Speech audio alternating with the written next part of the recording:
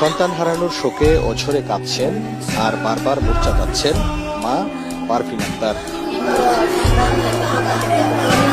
বাবা জসিমউদ্দিন যেন শোকে পাথর। এলাকার প্রিয় মুখ জাহিদুল ইসলাম পারভেজের এমন মর্মান্তিক মৃত্যুতে কাঁদছে স্বজন ও প্রতিবেশীরাও। মৃত্যুর আগের রাতে মায়ের সাথে ভিডিও কলে শেষ কথা হয় পারভেজের।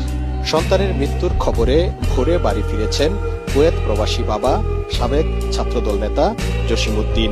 একমাত্র ছেলের এমন মৃত্যুর দৃষ্টান্তমূলক শাস্তির দাবি জানান তারা। আমার সহমের আলাইকুম, আমি বাচ্চা থেকে খেলাম, আমার সন্তান যদি না থাকে আমি বাচ্চা থেকে খেলাম।